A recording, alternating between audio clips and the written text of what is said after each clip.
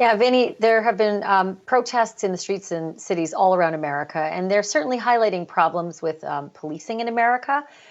But the conversation is certainly starting to reach a lot farther beyond policing and into how Black and white communities actually view each other's progress. Turns out housing policies have a lot to do with it. Maybe actually it's the root of most of the inequity in this country. There's a whole lot of finger pointing that's going on, and there's a whole lot of defensiveness too when it comes to the question of why poor Black neighborhoods exist in the first place. So I asked Richard Rothstein, who is a best-selling author of the book The Color of Law, A Forgotten History of How the Government Segregated America. I asked him about that common refrain that you'll hear about poor Black communities. And that is that African American communities should pull themselves up by the bootstraps because they've had every opportunity to take advantage of the American dream, just like white people have. But the reality of that statement, Vinny, not necessarily true. It's not true at all. We have a myth that residential segregation, which underlies most of the racial inequality in this country today, just sort of happened naturally. In fact, it was created explicitly by federal, state, and local policy on a racial basis that was designed to ensure that African Americans and whites couldn't live near one another in any metropolitan area of this country. It was a racially explicit policy. It was unconstitutional, and it creates the inequality we have today. For example, in the post-war World War II period, the federal government subsidized the movement of white families only from urban areas into single-family homes in newly created federally subsidized suburbs. The most famous of these is probably Levittown, east of New York City, but they're all over the country in every metropolitan area. This is the massive development out on Long Island. I think 17,000 homes? 17,000 homes in one place. Levitt, the builder, could never have assembled the capital to build 17,000 homes on his own. No bank would be crazy enough to lend it to him. He got that capital from a federally guaranteed bank loan that permitted him to build the project. He then sold it to white working class families. The federal government prohibited him from selling to African Americans. Wait, the federal government prohibited him, made it a law that he could not do that, made it the rule by which he was going to get the money. A rule, yes. The federal government would not guarantee the bank loan of any developer that would sell to Black families and white developments. The federal government even required that developers like Levitt put a clause in the deed of every home prohibiting resale to African Americans or rental to African Americans. Those homes in those suburbs that were created for mostly returning World War II veterans, but working class white families, regardless of whether they served in the war or not, sold at the time for, in today's money, about $100,000. They now sell for $500,000.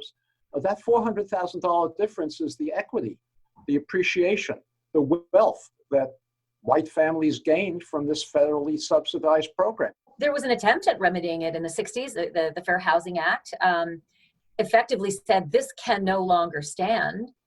And yet things didn't markedly change much, did they?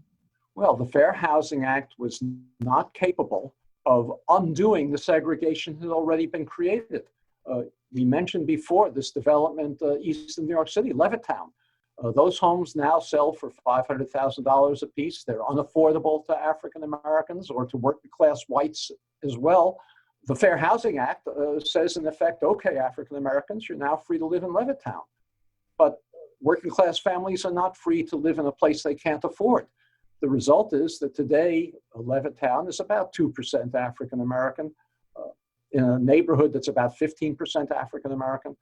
So the Fair Housing Act was able to take care of that 2%, but that other 13% is something that the Fair Housing Act could not reach. We need explicit affirmative action policies in housing in order to remedy the unconstitutional segregation.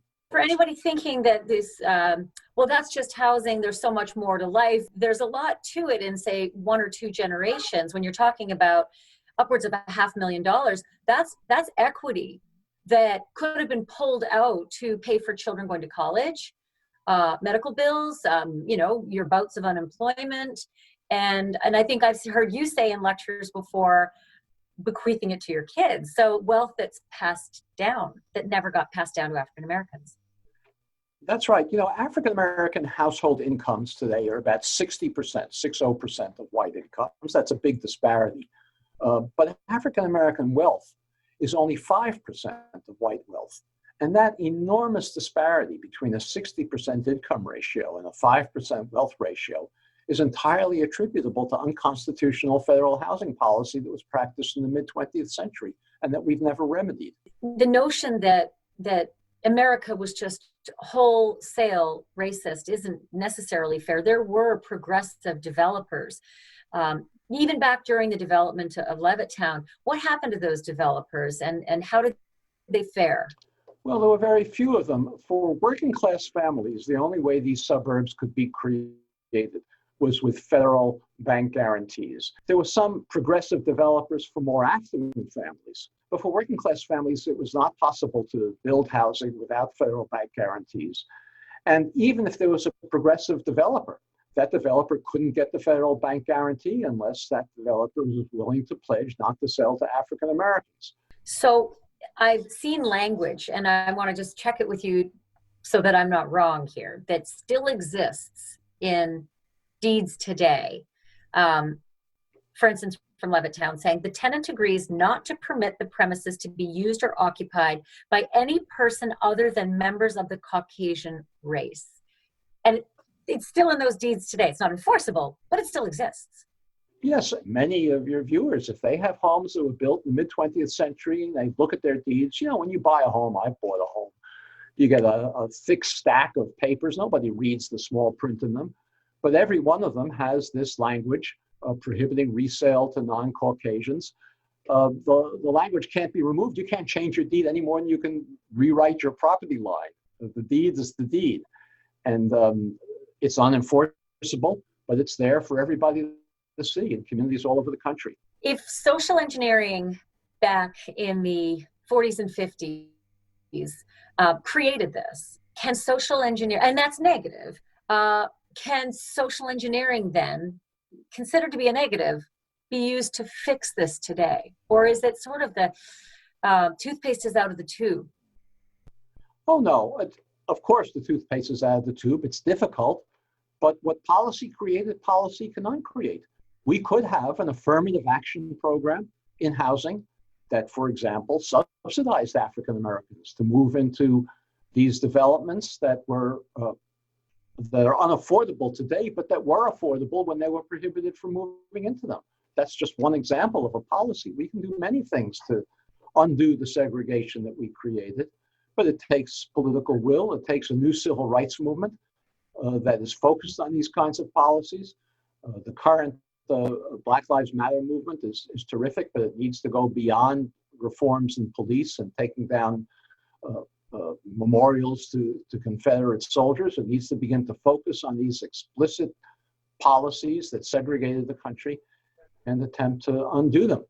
So for those who say, pull up your bootstraps, it sounds to me a little like they're talking to people who were never allowed into the boot shop in the first place. Well, that's correct. That wealth gap that I described a few minutes ago between the African American household wealth and white household wealth, roughly a 5% ratio, determines much of the inequality we have today. It determines the achievement gap in schools when we concentrate the most disadvantaged children in schools with poor resources. It determines health disparities between African Americans and whites. So many African Americans live in more polluted neighborhoods, so they have greater rates of heart disease, higher rates of diabetes from lack of access to fresh food. And it even determines, to a certain extent, the police abuse of African Americans, which could not exist to the extent it does. I'm not suggesting that segregation is the only cause of it, but couldn't exist to the extent that it does if we weren't concentrating the most disadvantaged young men in single neighborhoods without access to jobs or even the transportation to get the good jobs, and where they get engaged in these kinds of confrontations with police. If that community was not concentrated in communities without resources, and was more integrated throughout the general population. White working class, white poor families aren't segregated in single white low-income neighborhoods. This is a uniquely racial caste system, and it creates the conditions for police acting like a colonial force to keep a lower class population down, much as police forces in India or the Congo or in third world countries were deployed in order to keep down lower class populations. And Vinny, one other fascinating sort of legal aspect of this sort of segregation that was mandated by government. Mandated by government. It's hard to even say those words out loud, that our federal government insisted that you can't get any guarantees, you can't get any loan guarantees or permitting unless you segregate, is the zoning. And that was done at a different level, usually at the state and local level. And back in the 50s and the 40s, a lot of the zoning rules allowed for industrial plants, waste disposal plants, toxic industry to be built in African American communities, but not in white communities, and thereby creating what were likely slum conditions, or at least seemed to be slum conditions, which then propagated the thought that, well, those living in those slum areas shouldn't be mixing with the non-slum areas. So it was just sort of this terrible cycle that you would think after 70 years would fix itself. But as you just heard, there's all that equity that was built over a generation or two that African Americans didn't have access to. Yeah, and you look at the issue. I mean, the laws obviously have changed immensely for developers today, as well as real estate agents and anyone else that's buying and selling. But if you trace back the history, maybe that ends up being a part of the cause of where we are now. I'm sitting in a house that was built in 1919, and I'm actually now spurred to action to go to town hall, pull my deed, and see if that language is in there. I don't think it is, because this is just, this is more circa World War I. And most of that happened after World War II. But still, when he said, look at your deed today, you are not allowed to take the language out of your deed. You can't enforce that awful language that says nobody but a Caucasian can buy or rent or, be in this house. You can't enforce it, but you can't extract it, which I thought was just sort of chilling.